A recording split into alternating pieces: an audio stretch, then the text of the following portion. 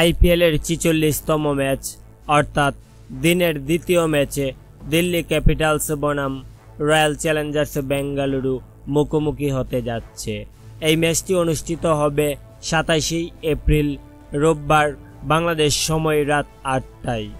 এরই মধ্যে আইপিএলের বেশ কয়েকটি ম্যাচ জমজমাট হয়েছে, তবে এই ম্যাচটিও একটি জমজমাট ম্যাচ হতে যাচ্ছে। প্রতি ম্যাচের মতো আইপিএলের ৪৬তম ম্যাচ অর্থাৎ দিল্লি বনাম বেঙ্গালুরুর এই ম্যাচটিকে নিয়েও ভবিষ্যৎবাণী করেছে জ্যোতিষীটিয়া। বিস্তারিত জানতে চ্যানেলটি সাবস্ক্রাইব করে সম্পূর্ণ ভিডিওটি দেখতে থাকুন। প্রিয় দর্শক, এখন পর্যন্ত আইপিএল ২০২৫ আসরে দিল্লি ক্যাপিটালস ৮টি ম্যাচ খেলে ৬টিতেই জয় তুলে ১২ পয়েন্ট নিয়ে পয়েন্ট টেবিলের ২ নম্বরে অবস্থান করছেন।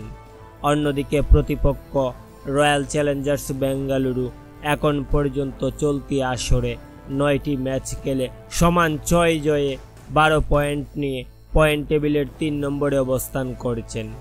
এদিকে দর্শক, ২০২৫ আইপিএল আসরে এর আগে ২৪তম ম্যাচে এই দুই দল মুখোমুখি হয়েছিল, আর এই মুখোমুখিতে ১৩ বল হাতে রেখেই ৬ উইকেটের বিশাল জয় তুলে নেন দিল্লি ক্যাপিটালস।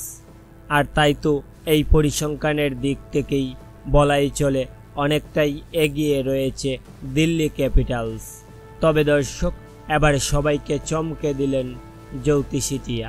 জ্যোতিষীটিয়ার ভবিষ্যৎবাণী হতে জানা যায় যে এই ম্যাচটিতেও দ্বিতীয়বারের মতো দিল্লি ক্যাপিটালস জিততে চলেছে।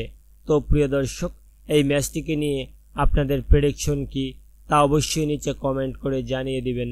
ধন্যবাদ সবাইকে।